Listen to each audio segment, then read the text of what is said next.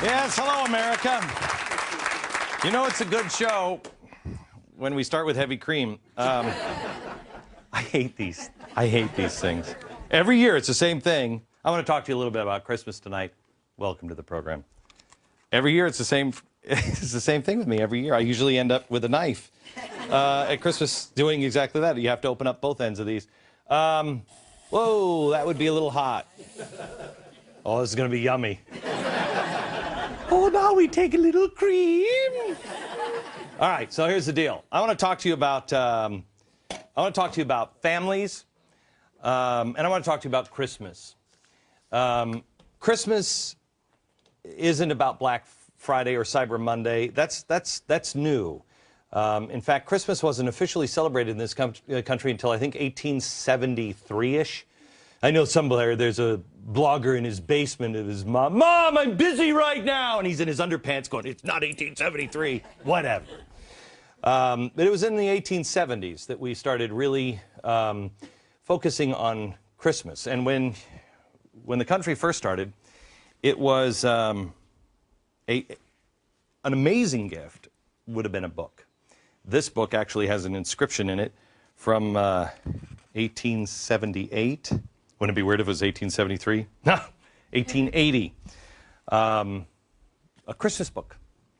A book that somebody could read year-round. Uncle Tom's Cabin. An American reformer, Frederick Douglass. Look at this old book, The Life and Times of Frederick Douglass. This, The History and the Life and Death, Virtues and Exploits of General George Washington. Abraham Lincoln, a man of God. If you would have gotten this for Christmas, it would have been, you would have been rich. You would have been rich. Christmas, at the beginning of our country, the founders thought it was garish to even celebrate it. Congress was in session on December 25th in the 1700s. It was garish to celebrate because it was too sacred of a holiday. Now we just camp out at Walmart, or we go to the Apple store for the latest gadget.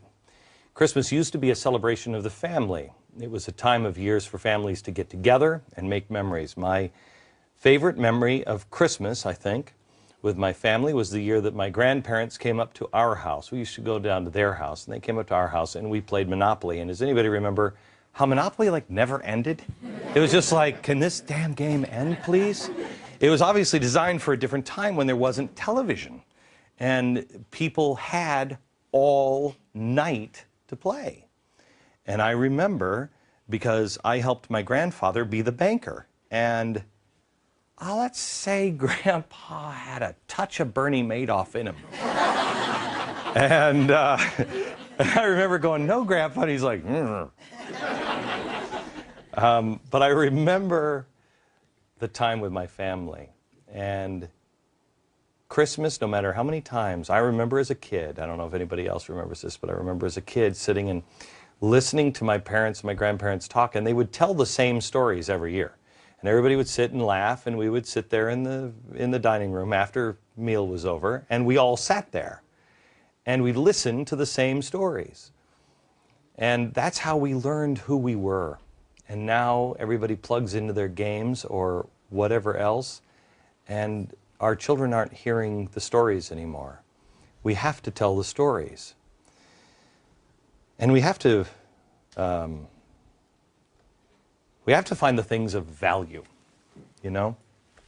Christmas used to be about gifts that were truly from the heart, because people had time to actually make them. And they were also, presents were also things that people really needed, not just nice to have. They were simple. Most importantly, it was the thought and the effort that went into the gift itself. This is a gift from my daughter, and I will tell you about it a little later on in the program. And it is a great gift. It won't cost you anything but the price of the CD. Every Christmas, one of our traditions is to make... Erin, you're not getting into my hot chocolate, are you? It was going to burn.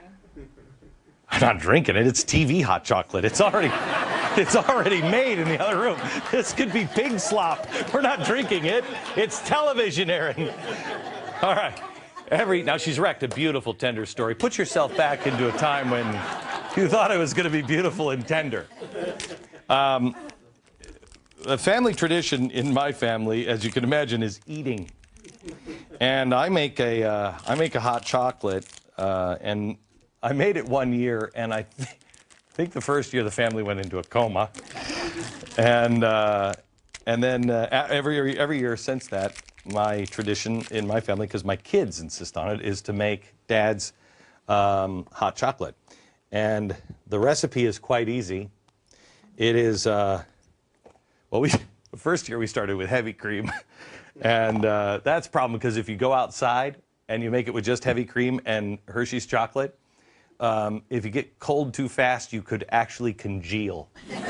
So it's bad. But we just put the chocolate bars in them, and now we use light cream or light cream and a little bit of milk, whole milk. None of this wussy 2%. If you'd like, you could probably stick a whole stick of butter in there too. It'd probably be, I haven't tried it yet, but I bet it would be yummy. We don't lose a lot of weight around the holidays at my house. So anyway, so we make this, and now it is a tradition, and we usually do it on Christmas Eve and then Christmas night, and the entire week. But we make it, and then we sit around and we watch a Christmas movie. And in fact, we did have a chef actually make all of this for us. Do we have it? Yeah, we'll pass out some so you guys can have it. I warn you, you may go into a coma, but it'll be a very happy Christmas coma. We've been talking about the story on this program, the story of the Tower of Babel, and the Jewish word of the mortar in that Tower of Babel was materialism, and that's what held the people together, but it's also what allowed them to be destroyed. And does anybody else find that amazing? That is. I mean, that's exactly what's happening to us. Our materialism is holding us together, and our materialism is destroying us. Christmas isn't about the stuff, and if we allow it to be, it will destroy us. Tonight, I want to talk to you about the meaning of Christmas, but, I also want to talk about some of my favorite things. They aren't expensive. Some have no monetary value at all. But what makes Christmas the most memorable time of the year is being with our family, and it's about giving and not receiving. But today it is really about receiving too, because I'm going to do this like Oprah does. You're on my favorite things episode! No, I apologize. Oprah, we can outdo you. You're supposed to cry and stuff. You're on our favorite things episode! Wow, this audience sucks. Everybody is going home with some of the stuff that I'm going to highlight today. And yes, there's a lot of food in here too, Whoppers. But I want to highlight some, and just put them all up here because everybody's going to go home with a bag. And there's some really cool stuff in it that is not necessarily expensive, and things that I think you will enjoy, things that I like, and also things that I think can change the holiday tradition. Little things like, survival bags. Who doesn't? This is why it's red. It's a Christmas survival bag. Ho, ho, ho, everybody, we're all going to die. Uh-oh.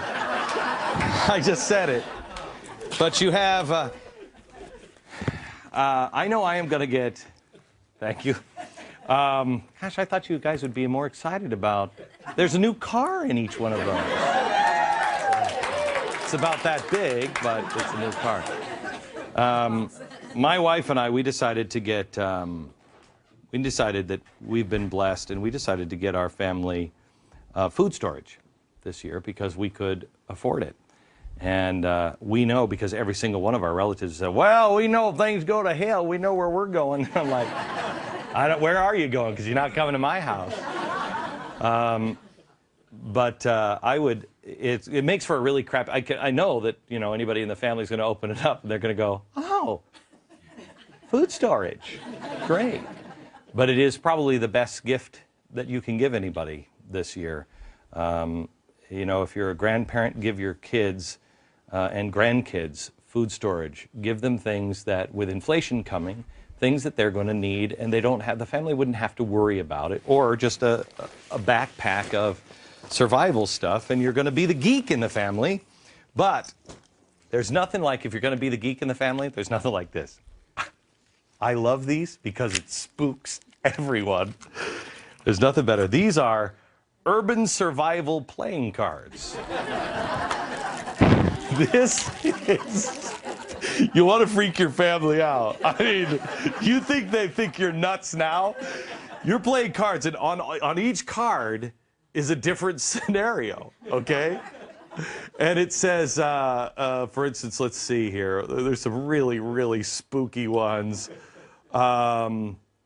Let's see, feeding your infants and young children. Here, I like this one.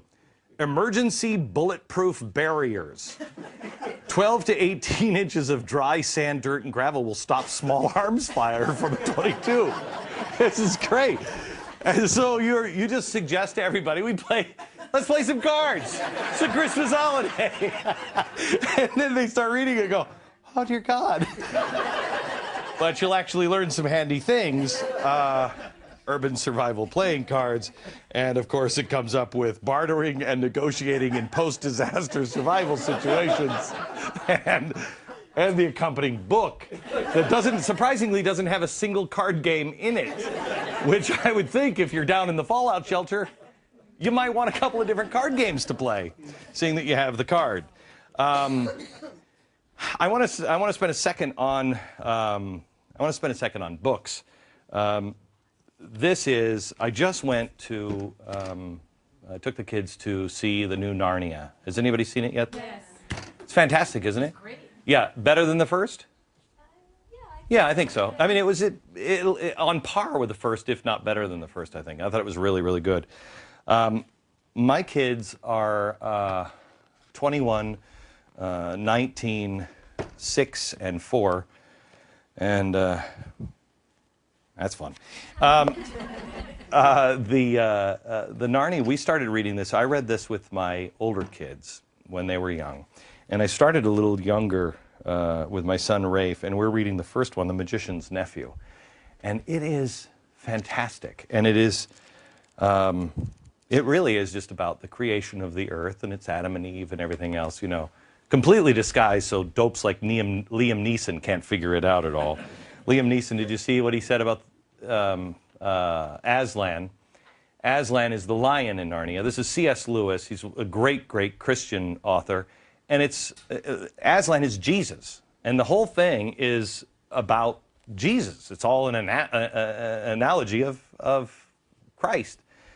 And Liam Neeson came out last week and said, oh, I think he could be Buddha or Muhammad.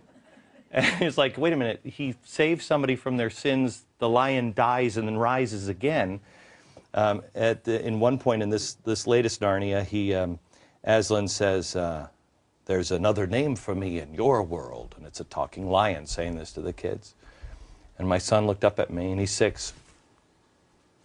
They started watching the movie again. We had dinner, and he said, Dad, what's Aslan's name in Lucy's world? And I said, well, what do you think? He died for somebody else's sins, and then he rose again. And he went, Jesus? I said, well, no, if you're Liam Neeson, Buddha. But it's a tremendous, tremendous series. And there is nothing, when I was growing up, I didn't read a lot. Oh boy, here's the guy in the underpants in the basement again. What a surprise, Glenn Beck didn't read as a kid. We were working. We worked in my father's bakery. That's why I know about heavy cream. And we didn't read a lot. And the first book I really read for enjoyment, was The Adventures of Sherlock Holmes. And I read it when I was 18, and I loved it. And I thought it was like the only book that would be any good. And I think I read that book 3 times. Loved it. And started to read novels and Stephen King and everything else. And when you give somebody a book, you don't give them a pound of paper and ink and glue. You give them a whole new life.